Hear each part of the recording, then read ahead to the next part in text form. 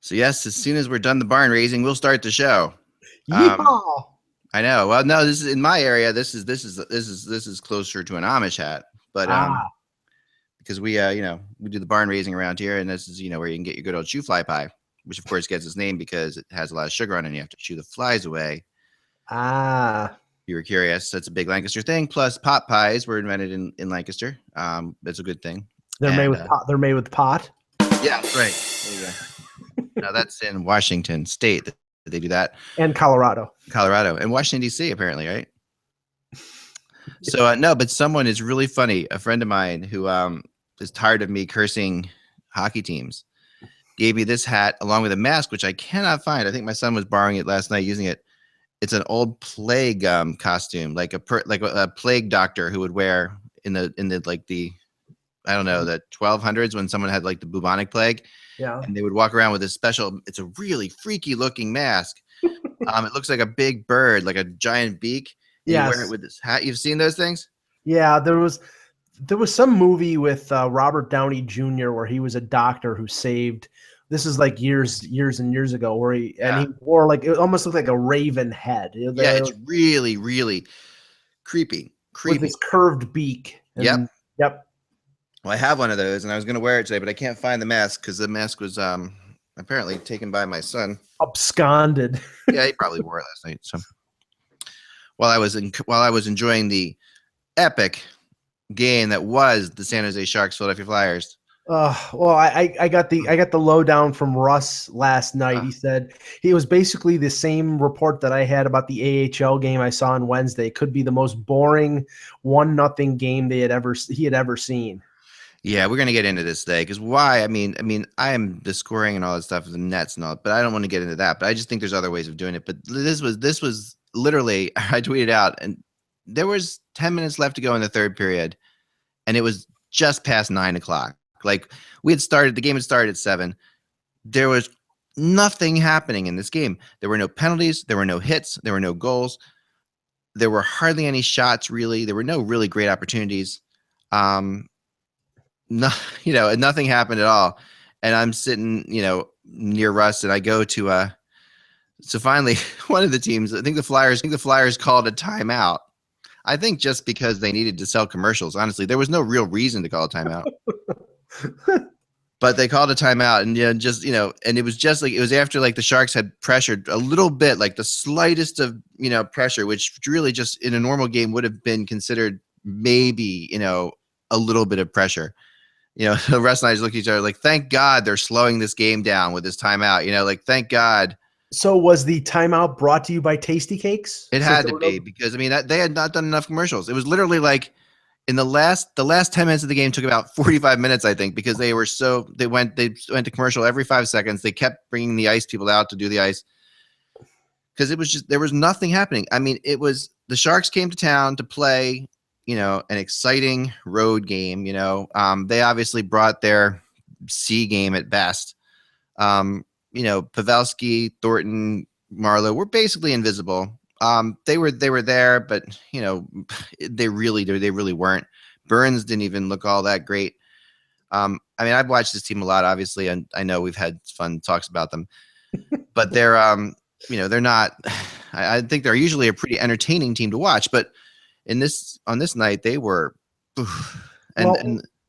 yeah. I mean, look at the scores throughout the league last night, and I'll just go through them quickly. Besides the 1-0, other than the Boston game, where Louis Eriksson had a hat trick, and the Pittsburgh Colorado game where Pittsburgh had a 3-goal outburst in about a couple minutes. Every game was 3-2, 3-2, 3-0, 2-1. I mean, it was all like really low scoring games, and I remember talking to somebody in the press box a couple weeks ago, and they asked me what my ideal score for a hockey game was, and I said 4-3. Yeah, that's about right. I could buy that. I mean, that sounds pretty good. Anything was better than this. I mean, this was so brutal, and just at one point between the second and third period, I was talking to one of the Flyers TV people, on-air personalities. There's only a few of them, so you can pretty much narrow it down. But I was talking between the second and third period, and he said, God, what can we do to make hockey better. I mean, this is just because literally, I said it's as if we are in the entertainment industry in hockey, and that has to be remembered. But this is like the circus came to town and just decided not to like use the trapeze people or bring out the lions because it was too dangerous. They played it safe and just had the clowns. Like that's what it was like with the Sharks. It's like they're not going to bring out anything interesting. We're just going to come to town with this. Now the Flyers, played into their hands because, I mean, obviously they got the scoop that the Flyers right now are the worst goal differential team in the NHL, which is pretty crazy. They've scored the least amount of goals in the league. Check that out. Yeah, I know. I when Russ told me that last night, I couldn't believe it because I mean, remember Anaheim had 6 goals through like right. So this team has, and they have gotten good goaltending. I mean, they've had 3 shutouts. It's a crazy. It's just nuts. So I just. Watching this game, you literally are saying to yourself, okay, what can we do? And let's start the show and we'll talk about what we can do. Okay. Hello, Hockey World. It's Friday, November 20th, 2015. I'm Michael Agello. And I'm Eklund, and you're watching the HockeyBuzzCast on HockeyBuzz.com. This is the podcast that comes to you every Monday through Friday. Next week, we won't be coming to you on American Thanksgiving, which is Thursday. But, we'll be coming to you for the most part for the rest of the week, in all likelihood. So, so just check out. You'll see. It's always a little fun. No, actually, we'll be here Monday, Tuesday, Wednesday for sure.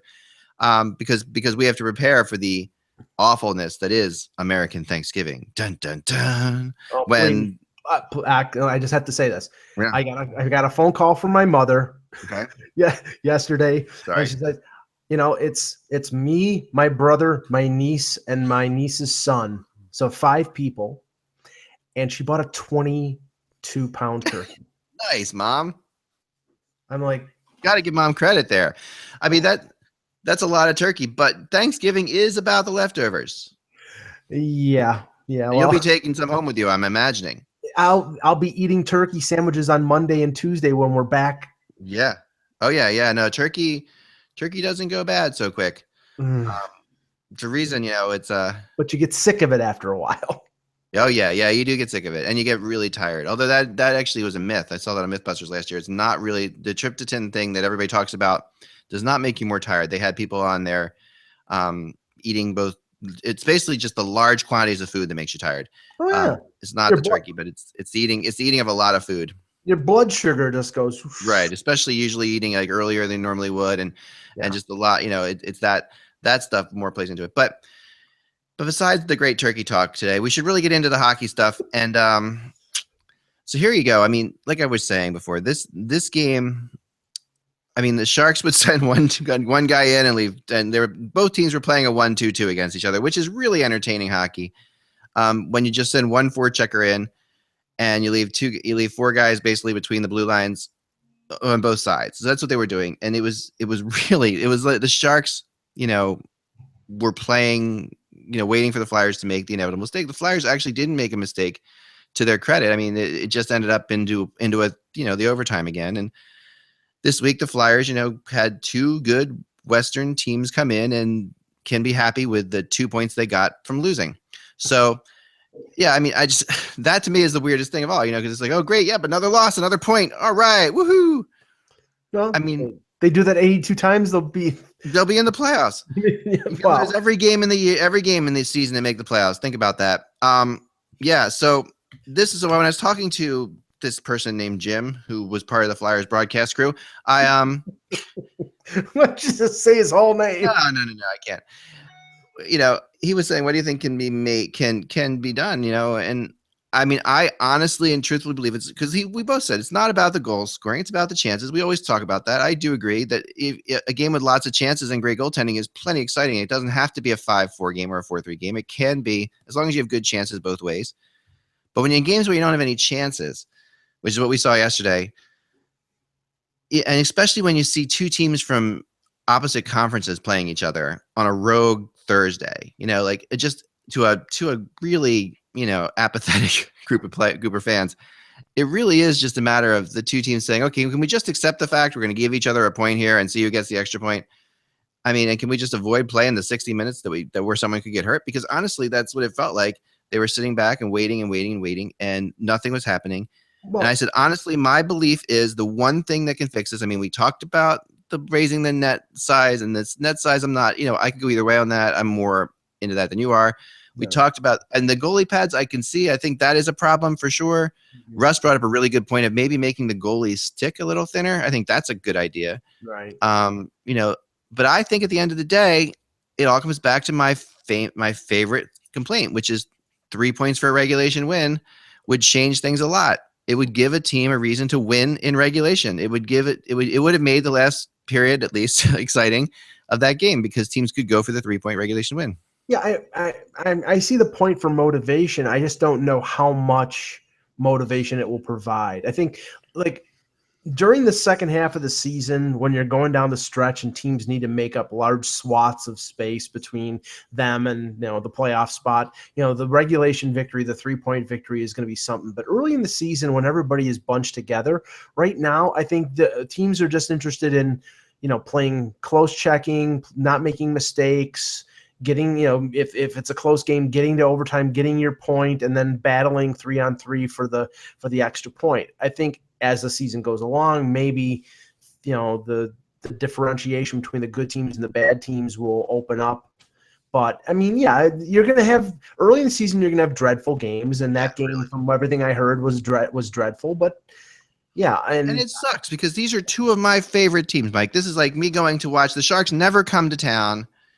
They're once a year. I never miss the game.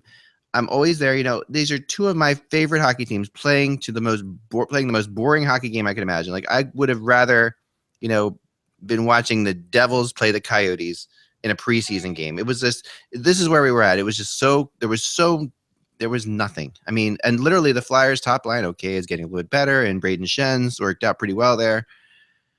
But, and Steve Mason played well enough, and and Gastibier, who is like the second coming, because he's at least something interesting, and the fans are really, they're grasping at straws.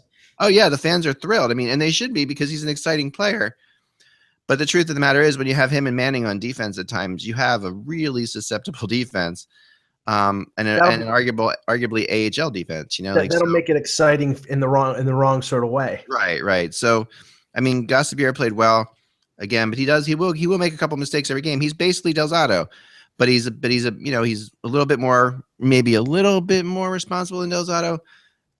But basically that's what he is, and that's fine. And I think it's interesting with him and Manning are in this weird spot right now with the Flyers where they have like a year here where they really have to do something because you have all these other guys are coming up. And that spot, it's going to get really full for a guy like Manning or Gastibier. I mean, once Provorov and Sanheim and Moran get in, and Hagelin and all the other guys, it's going to be crazy. So, right. Sorry. Yeah. So, but you know what? Honestly, okay. Do I think the Flyers are good enough to compete for a playoff spot? I thought so early in the year. I don't know under Hackstall with the really sort of strapped down defensive style of game that he seems to want to play, whether they're going to make the playoffs. Because maybe you have to stop and think about Hackstall. And Russ brought up again, yesterday, the fact that the Flyers are the worst goal differential team in the NHL, the fact that they have scored the least amount of goals in the NHL, which is insane. I mean, you got to look at the coaching with this to a degree. I mean, at some point, the players are ultimately responsible for scoring, but this is not something that Ron Hextall is going to bail out of after 20 games. No. That's another thing. That's what's kind of strange about the whole thing is that the fans know that nothing is going to change. And that's the weirdest thing to be in an arena where, and that's something that's really kind of only happened one other time I can remember in Philadelphia, which is the year that the Flyers went crazy bad and ended up, losing the ping pong ball thing and losing Patrick Kane. But that year, the Flyers fans were at this point an apathetic group. And the crazy thing is they're only a couple points out of a playoff spot. Like you said, I mean, there were only 2 games under 500, but they've got 6 wins and they've got 5 overtime losses. So they're really 6-8-5. So they're really 7 games under 500, but they're only 2. Well, I mean, the question is then, and we know that Hextall comes in it with the reputation of wanting to build teams and, build through the draft and add talent. But if you're that close and it's stagnant right now, and we're entering this time of the year where, teams are starting to consider making deals. Yeah. Whether Hextall will just say, okay, we need to make a shakeup here. This isn't working. We need to do something not dramatic, not something desperate, but something that will impact what the team on the ice does. And if that's a a Bufflin deal, if that's whatever, if that's trading Braden Shen, who knows? I mean, I'm just speculating. But they, while they're still within range of the playoffs, playing as badly as they are right now, maybe something has to be done right now to shake things up. Right. Yeah. I mean, maybe. And but I don't get the impression it's going to happen, because I think that they're going overboard to prove that this is not, your father's Flyers team, that this is, they're not going to be impatient to a fault that's going to kill them. I mean, and the fact of the matter is, this is very much like, they're going to be different for the sake of being different, when really right now they should look around and say, okay, we are the worst scoring team in the NHL, and we have far too much talent to be the worst scoring team in the NHL. I mean, well, what it sounds like Philadelphia is doing the same thing as Toronto, because Toronto is doing that thing. They're, the only difference is you have Babcock instead of Hackstall, and he's getting a lot more out of a lot less talent. I think the Flyers are a more talented team, and Toronto has won like 4 of their last 5 games, but I think eventually the record will reflect the talent. And I think that way in Philadelphia, unless, the players that they have aren't conducive to what the coach wants to do. And the area that has been wanting for that team for a number of years has been on the blue line. And if this year is a quote throwaway year, then you may as well play Gostisbehere and Manning and some of these young guys and get them experience so they can be better earlier. Yep. Yeah. I mean, that's my feeling. I mean, Russ disagrees. But he's the prospects guy, but there's all different kinds of, there's so many different theories on when to play young players. And I've always believed too, I mean, the top couple guys in the draft are playing already.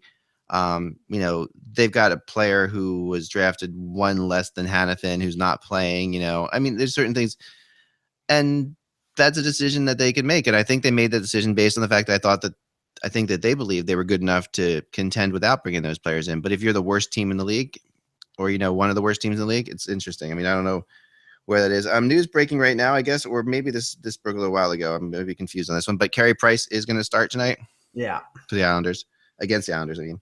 Yeah, but I'm sure Montreal fans are all breathing a sigh of relief. Not that Mike Condon did a bad job. They stayed, at the top of the or near the top of the Eastern Conference. They had a respectable record without Carey Price. Again, I still think that the Canadians are, a team that if Carey Price wasn't there would be borderline to make the playoffs. I think they still would, but I'm just saying he is a key cog in that team. They need him to go far. And if the team went 9-0 with him, and then I'm not looking at their record right now, but I'd say it's probably closer to 500 without him. So right.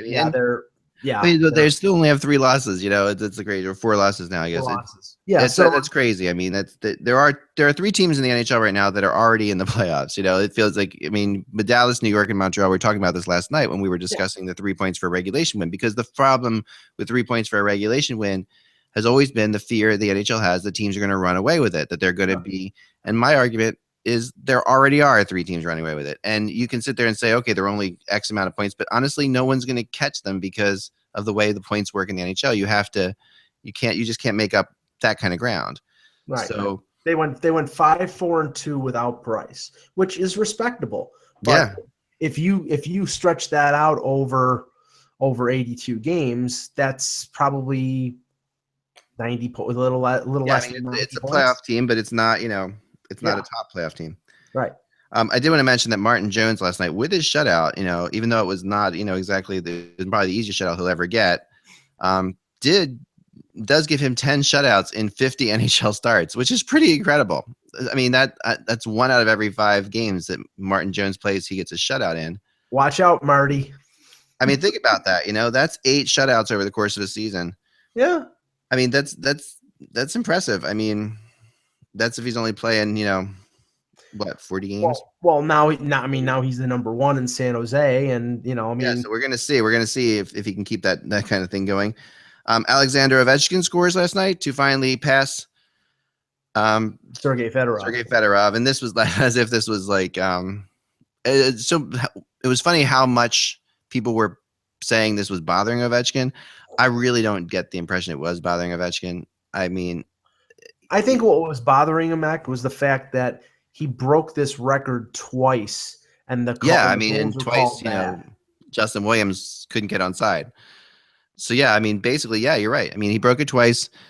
He knew. I mean, when they asked him last night, it was like, how does it feel? He's like, well, I knew I was going to break this record eventually. I mean, and in all fairness to Fedorov, he played for a while in Russia before coming over here. Obviously, when he eventually came here, he was already a really good player. Apologize for that. And but Ovechkin has been the most proficient goal scorer in NHL history in a lot of ways, depending on how you look at it. Yeah, I mean, there's no doubting his greatness. I think eventually, he's going to be, plus 700 goals. He'll be up in the top 2, 3, 4 of all time.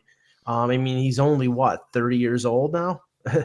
I mean, he's got a lot more goal scoring to go. I mean, unless there's a dramatic injury or unless he just loses a lot of speed over the next couple of years, he can continue to score, 40 to 50 goals for 4 or 5 more years. And if he does that, then he's up in the 700. I mean, if he played until 40, he would have a chance to break, maybe an outside chance of breaking Gretzky.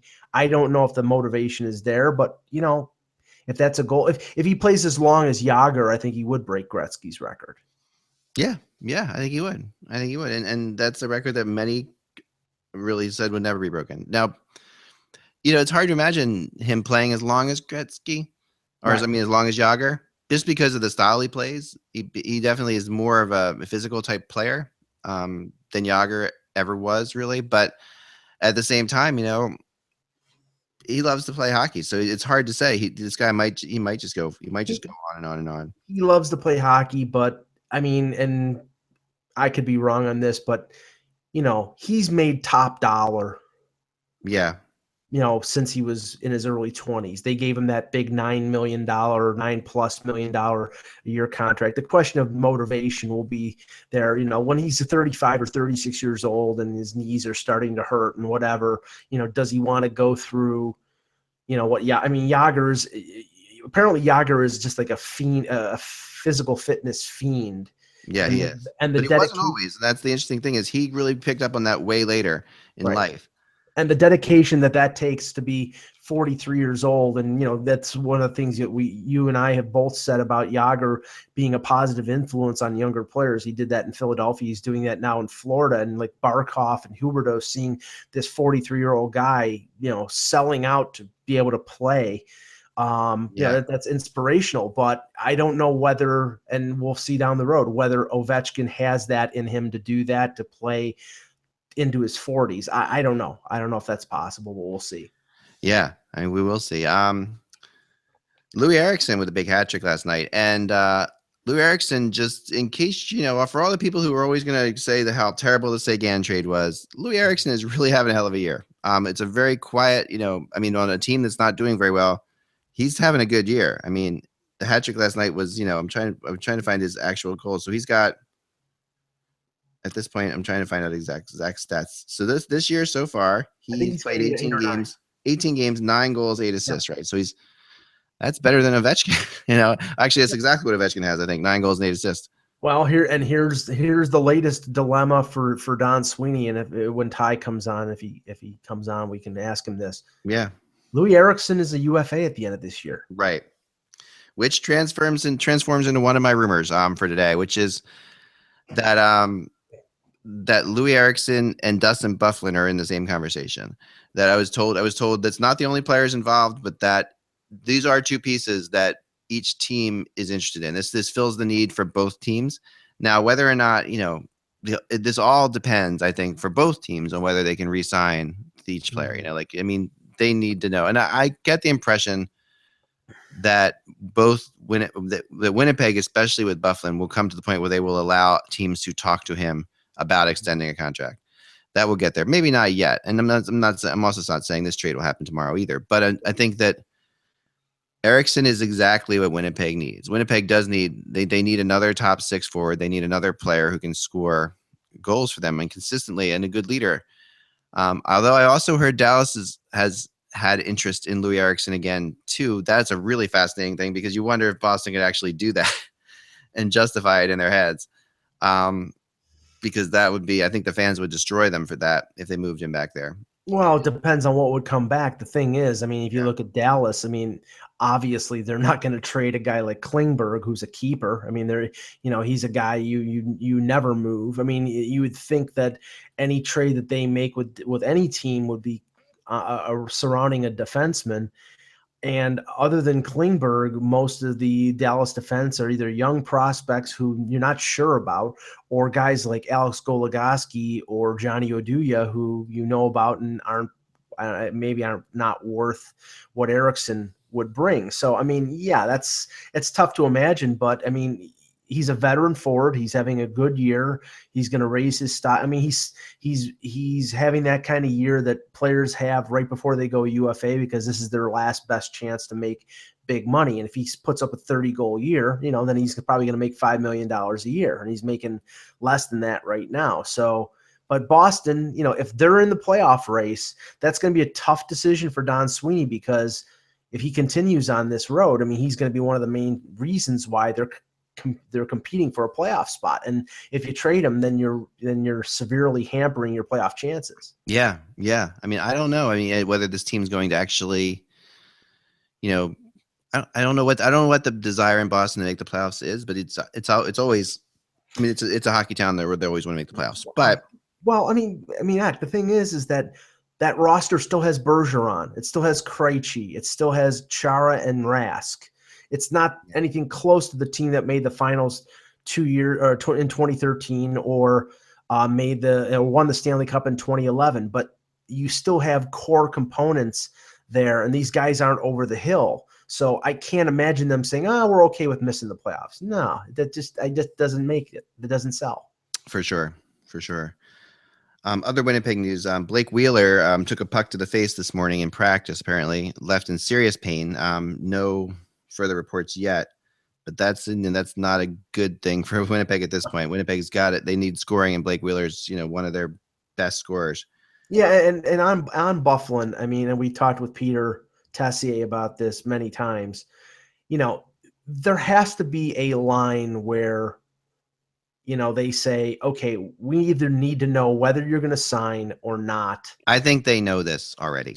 Yeah, I've talked to people. I really do. And then they're not going to admit this, of course, and no one's going to say they know this, but I have talked to enough people now to really believe that they know that Bufflin's not coming back, and that they know that it's just a matter of how they're going to handle it. Cheveldaev is incredibly calculating and very secretive, but they know, and they know Ladd's not going. These are two players that they know are not returning. And those are two major players for them, obviously. So, well, I mean, they, especially with the landscape the way it is right now in terms of defensemen, and he's an impact defenseman, you could get a pretty great return for a Bufflin, even on a rental. Oh yeah, even especially on a playoff bound team. I mean, we got to remember that Bufflin has a playoff history too of being a playoff performer.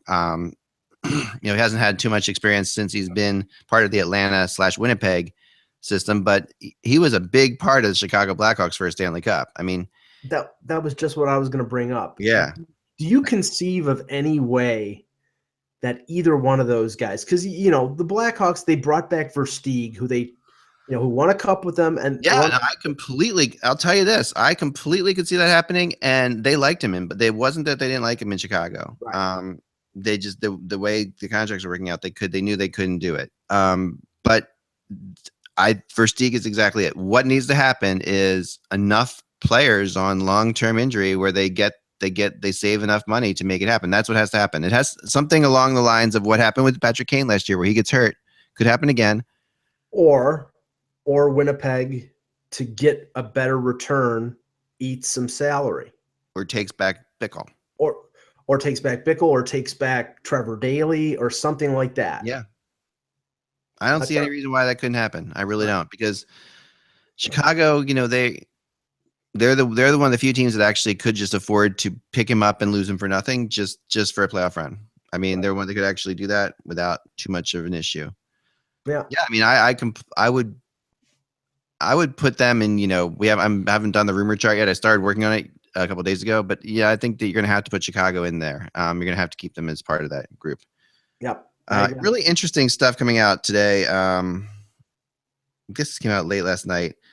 According to Pierre LeBrun, the sources say the NHL is to implement bye weeks for the teams during the 2016-17 season. Yeah. Um, and apparently that was the cherry on top of the sundae given to the PA for the agreement for the All-Star game, for the 3-on-3, the change to 3-on-3. And honestly, I don't think the NHL really gave up anything, because if you look at the schedules of some of these teams, they've already got breaks that are already 5 have those. I mean, these things already happen. Yeah, Toronto has already had they had 1 week they had a game on a Monday, or I know it was on a Saturday, and they didn't play until the following Friday or Saturday, so they had almost a week off, and you can schedule that at any time during the year. I mean, honestly, I think, going along with my plan of eliminating the All-Star game and moving the skills competition to the Winter Classic, if you could give the entire league the 5-day bye week surrounding the Winter Classic, and if you, I think that's bad. I mean, because you do need to keep hockey going. I mean, there were during the Olympics. It's rough when they have the Olympics for the NHL, because you have to keep the idea of the momentum. Like, I don't want, as a hockey fan, I'm okay with my team being up, but I don't want the whole league off for 5 days. That would just suck. I mean, I think you have to deal with, like, I don't, it's what gets us through the fall and winter months. Like, we have hockey every night somewhere. Hey, I hate when hockey's not there on Christmas Eve and Christmas. I mean, and I don't like games like nights like last night where all the games are over by 10:30. It's like, I want late games. I want all that. But I do think that, it's the interesting thing about this that is different than what's happening now, of course, is that they're saying for 4 days, players wouldn't even have practice. Okay. That there would be no practice at all. On the 5th day, they could practice if there was a game scheduled on the 6th day. And if there's not, then they could practice on the 6th day if there's a game scheduled on the 7th day, that kind of thing. So they can practice 1 day before they play. I wonder what players would do with this. Like, it's amazing to me what players do with the All-Star break, because a lot of players go. I mean, it's like they travel like crazy during the All-Star break. Like, if I was an NHL player, I would enjoy 4 or 5 days in bed watching Netflix. But these guys don't do that. They just they go back to Canada. Some they go back to Europe. They take advantage of the ones who don't go to the All-Star game. They take advantage of that time.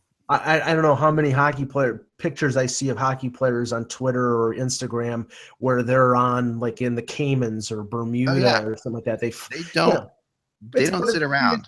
All they do is fly during the year. So a 5-hour flight to a tropical location, where they can lie on the beach and drink drinks with umbrellas in them. It's like, why not? I mean, I get that, especially if it's in January when that's when the All-Star game is. So you get out of a place like Buffalo, which in January is a place to get out of, and you go to Bermuda for 4 or 5 days. That's not a bad idea.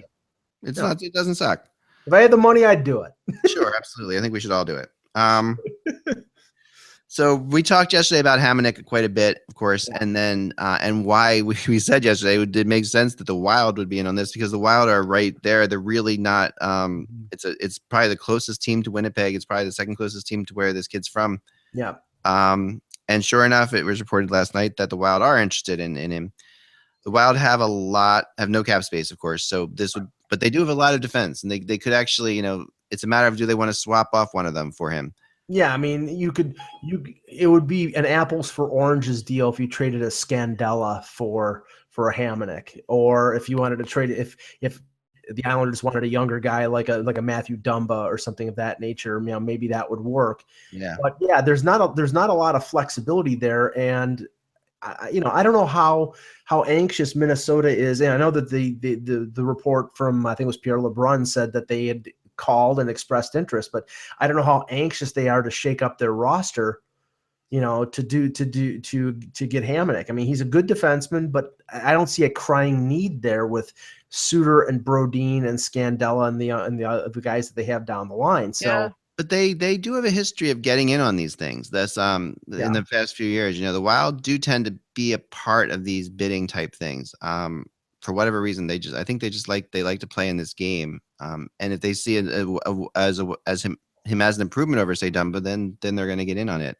Now I know that I think it was Darren Drager reported that Colorado was interested in. Obviously, we heard the Duchesne rumors. We heard Varlamov. We heard Tyson Berry, and Tyson Berry is the most interesting one, because Tyson Berry is an RFA, and that appears to be a consideration when it comes to Colorado in terms of how much he'll make.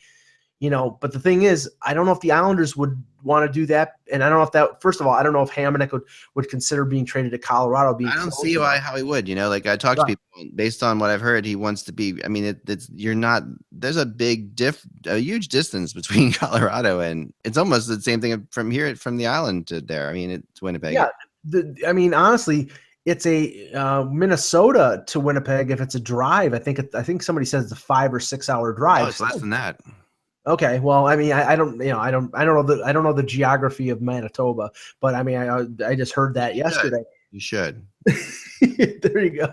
But Edmonton, Calgary, even Vancouver, it's a flight away. It's a short flight away. Let's ask Siri. Siri, tell me how far it is from. How can I help you this afternoon? Thanks. Tell me how far it is from Winnipeg, Manitoba to St. Paul, Minnesota. The distance between Winnipeg, Canada and St. Paul is about 391 miles. All right, so that's 5 hour drive. It's a 5 hour drive, depending on how fast you go. Yeah, that's not bad. Thank you, Siri. You're Thanks, welcome. Siri. I appreciate it. Of course. Yeah, you got it. Okay, cool. Sonia, why you don't need a wife with Siri. All right, so boy, I lost my train of thought on that one. I was getting around a little too much. Yes. Okay, so we do. I have heard other things with Hamonic. Okay, now what's the funniest thing to me is this is listening to the radio listener in XM and listening to other people throwing out these. I mean, and people on the air throwing out like Jacob Trouba for Hamonic, which makes absolutely no sense whatsoever. Jacob Trouba is Hamonic's a good player, but he's not Jacob Trouba level. I mean, when Trouba's getting compared to like Drew Doughty, we're talking about a player who there's no way that trade's made. There's no way that trade's made. Then I also heard Draisaitl for Hamonic. There's no way that trade's made. First of all, it would have to be Hamonic and something. Yeah. Trouba. Oh, Trouba's untouchable. I was told completely untouchable. And I understand that completely, but and I don't think there's the concern there where Trouba's entry level deal is over with and he's an RFA and they're gonna have to pay him probably big money and like most of these young defensemen like Clefbaum and Larson and Klingberg, I'm sure Winnipeg wants to lock Trouba up on a 5, 6, 7 year deal. Big time. Yeah, but the one benefit to Hamonic is he's under control for 4 years. He's making less than $4 million. He's just not as good a defenseman as Trouba is. He's a good defenseman. He's a second pairing guy. He's a shutdown defenseman. Look at his stats this year. He's only got 3 assists. He's a defensive defenseman. I mean, he's a defensive defenseman and a good one, which is rare in this day. And he's physical, which is also hugely important. So, right. I mean, those are what he brings to the table. Trouba is more like a Drew Doughty. He's more of an offensive defenseman, but he's also good defensively. And he also hits. He's a big. And he also hits. I mean, he's the full package for sure. And I don't see any way in hell that Jacob Trouba is going to ever be. I mean, one of the reasons they're not signing Dustin Byfuglien is because of Jacob Trouba. So, and I don't see them trading Tyler Myers for Hamonic either. Yeah. I really don't. I agree with that. All right, here's an interesting one. The Dallas Stars pump up music. Okay, I know you're a music person.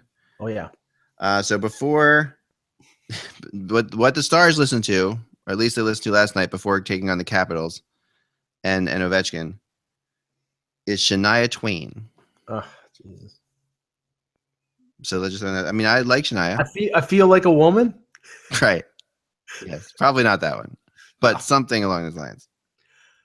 Well, I remember a couple years ago, and I can confirm this because I actually heard it, that the end of the game celebration winning song, like in the locker room after the Leafs had won, was Taylor Swift. Yeah. Yeah, no, that's true. We forget how young some of these players are. Yeah. I mean, but that's the thing about, I mean, we do forget about that some of these players are very young, but Shania Twain's sort of she's not really popular among young players. It's not really. I mean, unless I'm missing, there's some classic Shania that Mutt Lang produced that is like really inspiring. Like what I would use if I was going to get fired up for a game is "Whose Bed Have Your Boots Been Under." That's a good song. If I'm thinking hockey players, what bed have your skates been under? Not going there. They're all basically like Any Man of Mine. Like the Shania's songs are definitely a big, powerful female energy to them, and right. So, and that's okay. I mean, but it is funny to hear that this is pumping loud out of the Stars. Maybe it was ironic. Maybe the Stars were just screwing with the media. It's possible. It's possible. I give them credit for them. If they did that, that would be something. What was the in your blog? Wasn't there a Montreal Canadiens? Yeah, so the Canadiens. Yeah. Oh, wait, getting a text here. Hold on. Regarding that. Yeah, the Canadiens have been talking to the Vancouver Canucks, according to my folks. It's kind of surprising because I did not, I know the Canadiens are looking for offense. You just respond to this person. Well, the two sides did make a deal, did make the Brandon Prust. Yes, and before that, like we talked about yesterday, the Jurke Lume deal, which goes way back to right. Yeah, but no, this was for Verbata, who has been he's a good player, and you could definitely see him fitting on the Canadiens. It's another rental. It's another rental player, and that's the issue, right? Although the Canadiens can afford a couple rentals because they're a team that has a serious shot, so that they're going to have to add offense at some point. Right, and if Vancouver decides to go down this road, which is very possible because they have a few key players who are UFAs at the end of the year. I mean, if they're in if they're in a playoff race, then you have to balance whether you're going to trade Verbata, you're going to trade Dan Hamhuis. If those are two key pieces. Yeah.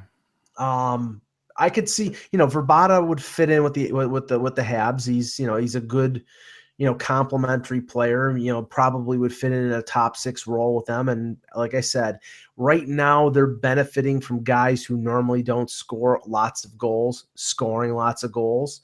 Right. When reality hits with Dale Weiss and he stops scoring or scores more on his level, they're probably going to need another 1 or 2 players who can put the puck in the net to get to where they want to go. So I this isn't the first rumor. And plus, Alex Semin is officially kaput. It didn't take very long, did it? Yeah, it's a failed experiment. They healthy scratched him, and once Terrian gets on the bad side of a guy, or a guy gets on the bad side of Terrian, there's no coming back. If you're a matchmaker, there's no website in the world that would have put Terrian and Semin together.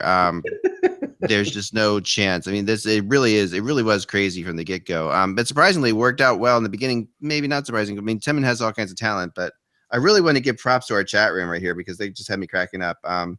So Derek in the chat room says you should want to kill the other team, not make them want to make sweet love to you. I like that comment. Thank you, Derek. Appreciate that. Yeah, I like that. No, I'd agree that as far as when you're talking about songs beforehand. Yeah, no, I and somebody said play some heavy metal or something. Jeff Pantera in there. I don't know. Hey, play some Iron Maiden. Yeah.